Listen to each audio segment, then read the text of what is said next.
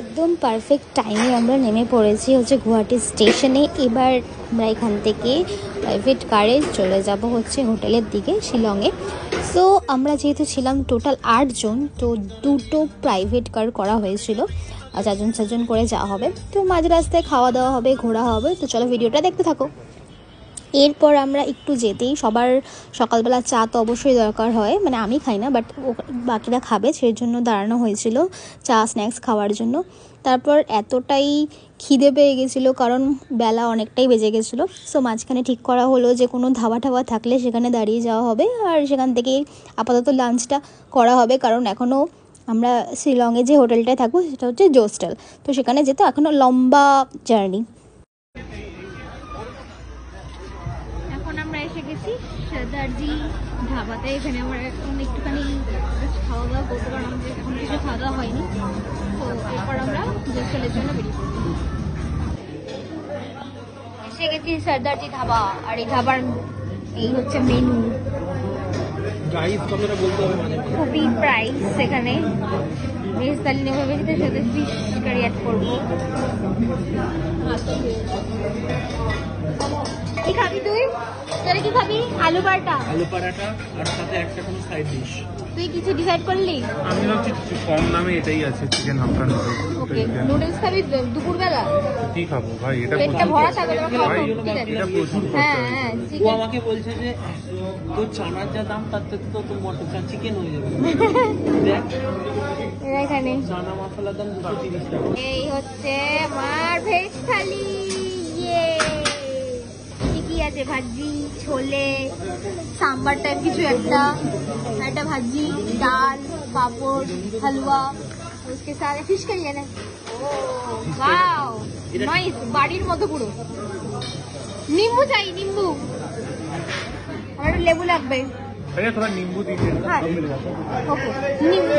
मैं पापा का কি সবজি আছে? খালি পেটে আবার খাবি? এটা কি? ওটা হালুয়া। হালুয়া হালুয়া এটা ভাজি, ভাজা কিছু একটা। এটা হচ্ছে ওই ভাজি। হ্যাঁ সাম্বার। এটা কি? এটা বিনস ভাজি, পেঁয়াজ করি আর বিনস হবে, আর পাপড় আর ডাল। কিছু ডাল। খাবার কিন্তু দারুণ টেস্টি। এটা ভিডিও করতে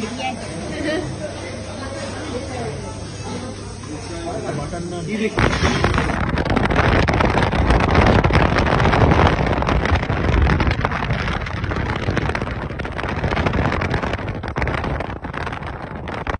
সো খাওয়া দাওয়া করে মাঝ রাস্তায় এখন আমরা যেটা পাবো সেটা হচ্ছে Umiam lake, which is called also Barapani lake, যেটা ম্যান মেড।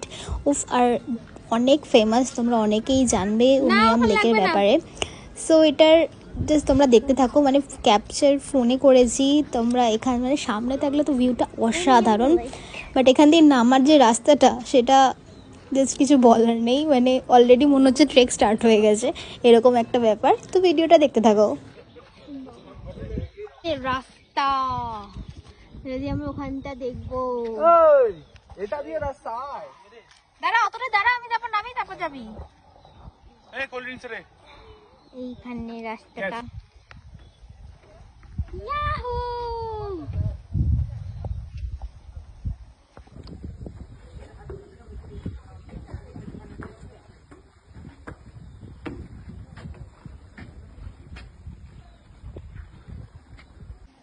হ্যালো গাইস,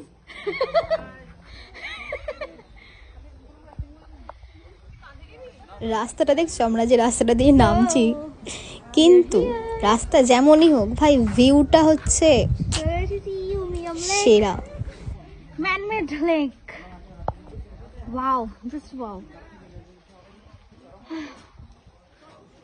ওয়েদারটা ছিল এত রিফ্রেশিং, সাথে এই ভিউটা সত্যি মানে সামনে থেকে না দেখলে বোঝা যাবে না।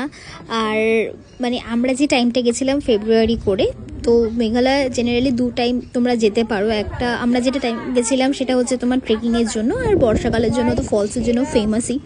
তো এইখানকার লেকটার ভিউটা দেখো এইখান থেকে, ও মাই গড কি দারুণ লাগছিল, মানে জাস্ট আমি তো নাচছিলাম।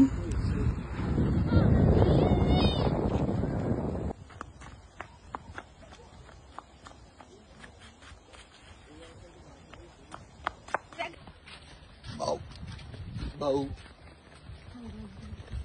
স্নান তো করতেই হবে ভাই ঘরে গিয়ে।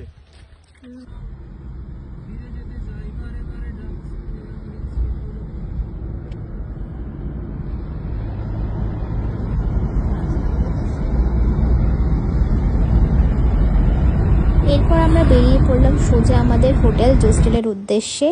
আর নেক্সট ভিডিওতে থাকবে সব ডিটেলস। তারা এই জায়গাটাও কিন্তু সেরা, তো ভিডিওটা অবশ্যই দেখো। এটা ধরে নে।